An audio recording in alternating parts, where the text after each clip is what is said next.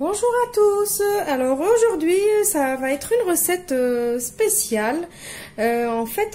Aujourd'hui, c'est la deuxième fois que je vais faire une recette demandée par une de mes abonnées. Donc vous savez très bien maintenant, vous commencez à me connaître. Je fais des recettes vraiment pour moi. Ce que je cuisine pour le jour même, je vous le publie en vidéo. Donc là, c'est la deuxième, ça va faire la deuxième fois que un de mes abonnés me demande une recette et je vais la faire avec plaisir. Alors, une de mes abonnées m'avait demandé si j'avais une recette de kachir. Alors, il y en a qui vont pas comprendre, donc il y en a qui l'appellent saucisse ou saucisson ou mortadelle, peut-être il y a d'autres noms que je ne connais pas. Donc bref, c'est ça. Et je me suis dit pourquoi pas, je vais le faire. Ça fait vraiment longtemps que je l'ai pas fait, avant même que je commence ma chaîne. Ça va faire un an et demi que j'ai pas fait cette recette parce que moi aussi je trouve la facilité d'en acheter au commerce, mais c'est vrai que fait maison c'est meilleur. Donc, je me suis dit, pourquoi pas, mes abonnés, c'est ma famille, et ce que ma famille me demande, je le fais avec plaisir. Mais faites attention, je ne dis pas oui à tout. Alors, assez parlé, on passe à la recette. Alors, je vais faire une toute petite quantité. Il vous faut 250 g de blanc de poulet. Il faut 40 g de fleur de maïs. Alors, c'est une recette spéciale pour surtout les mamans qui ont des enfants intolérants aux œufs, intolérants au gluten, parce que je sais qu'il y a des recettes faites avec de la semoule fine, des recettes faites avec les œufs. Mais moi, c'est ma recette préférée, c'est celle-là. Donc, même la fleur de maïs, déjà, en tant que normal, c'est sans gluten. Mais bon, vous pouvez acheter elle où c'est marqué sans gluten pour être vraiment sûr qu'il n'y a pas de gluten du tout. Donc, on a dit, je récapitule. 250 g de blanc de poulet, 40 g de fleur de maïs maïzena sans gluten, c'est pas obligé sans gluten, bon. Aussi 80 ml d'eau froide, une cuillère à soupe d'huile. Ici j'ai un demi bouillon cube que j'ai râpé. J'ai une petite cuillère à café. Quand je dis petite cuillère à café, parce que moi j'ai les toutes petites cuillères. Donc les petites cuillères, une toute petite cuillère à café d'ail en poudre. Une petite cuillère à café de paprika. Le sel et le poivre, c'est à votre convenance. C'est vous qui décidez. Et ici, j'ai une cuillère à café de levure chimique. Et facultatif, vous pouvez rajouter... ici, je vais mettre des petites olives que j'ai coupées en rondelles, des olives dénoyautées, bien évidemment. Et ici, j'ai des poivrons grillés en conserve, en boîte, que j'ai coupés, mais vraiment très fins, des tout petits cubes comme ça. Voilà. Donc, on passe maintenant à la recette. Vous allez voir, elle est très facile à faire. Alors, vous allez prendre votre blender ou votre bol de votre robot. Vous allez mettre l'eau. Vous verrez, c'est très facile à faire. On va mettre tous les épices qu'on a cités. De toute façon, vous allez trouver les ingrédients dans la barre d'infos. Ceux qui ne savent pas qu'est-ce que c'est que la barre d'infos, vous cliquez juste sur le titre de la vidéo et vous allez trouver les ingrédients. Je vais mettre ma maïzena aussi. Et je vais mettre mon poulet. On va mettre notre petite cuillère à soupe d'huile. Si vous préférez mettre l'huile d'olive, rien ne vous empêche.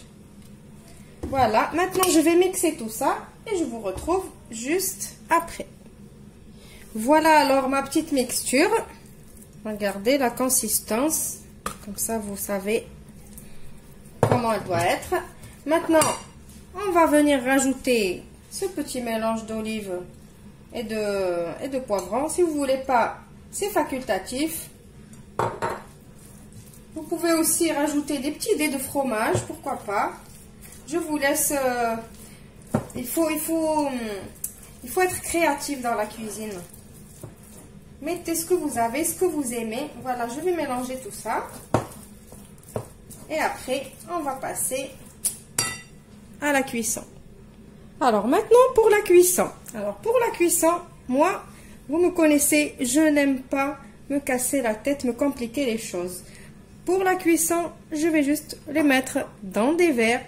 Ce n'est pas la peine que je commence à rouler dans du film alimentaire, après dans du papier alu, bien serré, bien faire ci, bien faire pas. Ça c'est fatigant. On va venir mettre notre mélange dans des verres. Vous prenez les verres, n'importe lesquels vous avez à la maison. Des mugs, des verres, des bocaux de confiture, ce que vous avez. Et on va venir... Alors, je disais qu'on allait huiler nos verres avec un pinceau et un petit peu d'huile, comme ça. C'est juste pour que ça n'accroche pas. Voilà, donc on a dit que le verre, ça devient notre moule. Donc maintenant, qu'est-ce que je vais faire? Je vais venir prendre avec ma petite cuillère et je vais mettre dedans. Et je vais mettre jusqu'aux 3/4, c'est tout. Je ne vais pas remplir à ras-bord. Pourquoi je mets à la petite cuillère? Pour être sûr de ne pas avoir du vide à l'intérieur. Donc je pouvais très bien mettre dans une poche à douille ou quoi et mettre comme ça d'un coup, mais non. Comme ça, au moins, je suis sûre que je ne vais pas avoir de l'air. Et si j'ai de l'air, je vais avoir des trous dans mon saucisson, mon cachir, ma mortadelle. Voilà, donc je vais les remplir et je vous retrouve juste après. Alors, essayez de faire vraiment comme moi. Je mets une cuillère et après, je fais comme ça jusqu'à ce que je vois vraiment que ça a adhéré et que je ne vois pas de vide dans mon verre. Voilà.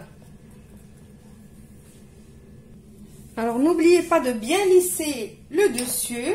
Faites comme ça, vous faites tourner le verre et vous laissez votre cuillère comme ça par-dessus, ça va lisser. Mais malgré qu'on a lissé, comme il y a de la levure chimique, ça va gonfler, ça va faire comme un gâteau. Donc voilà, je lisse. Et maintenant, on attaque la cuisson. Je vais vous dire comment je vais faire. Alors, pour la cuisson, c'est la cuisson vapeur. Alors, avant de les mettre en cuisson, prenez du film alimentaire et vous les fermez comme ça.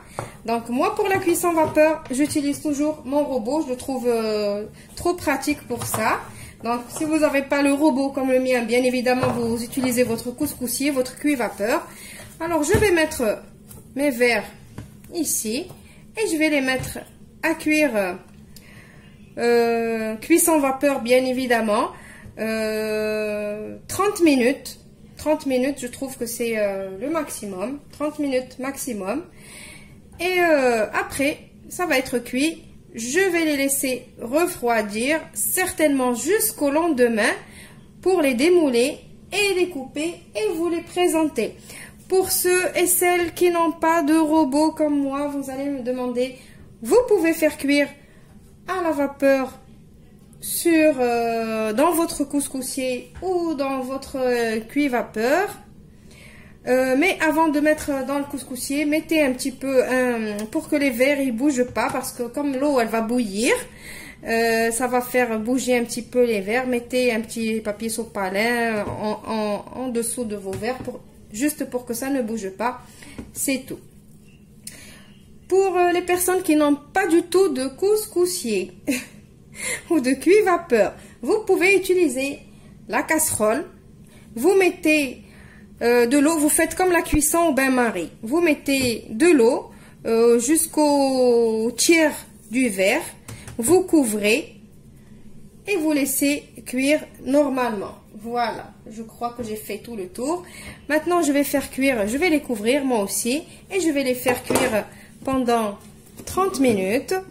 Et je vous retrouve juste après.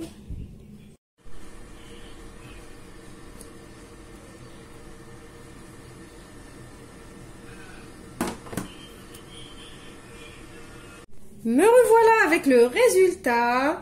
Alors, je vous ai dit que j'allais laisser reposer toute une nuit au frais et le couper le lendemain. Mais on n'a pas pu résister, ni moi ni ma fille. Donc l'odeur, elle était très attirante et elle donnait trop envie d'en goûter. Comme ça fait une éternité que j'en ai pas fait maison, c'est vrai, il faut le dire. Donc j'ai coupé deux morceaux de verre.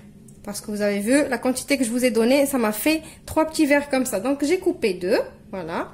Et le troisième, il est là, je vous l'ai laissé pour que vous voyez comment ça se présente. Donc, à la sortie de la cuisson, je les ai mis au frais.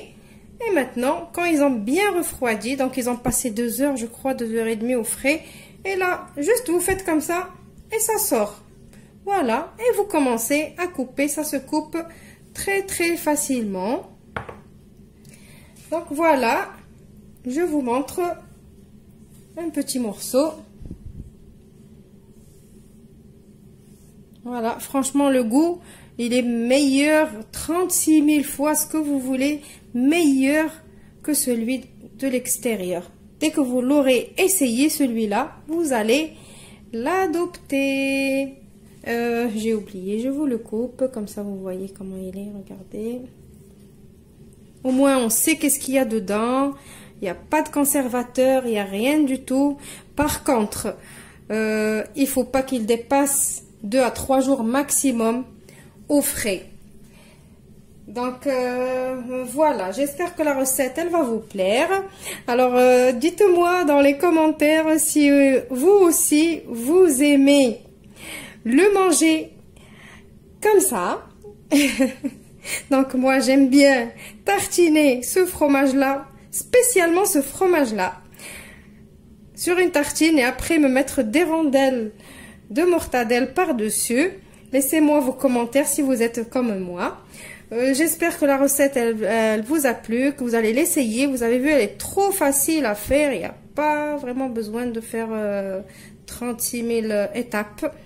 Je vous retrouve dans une nouvelle vidéo, nouvelle recette. Au revoir et merci.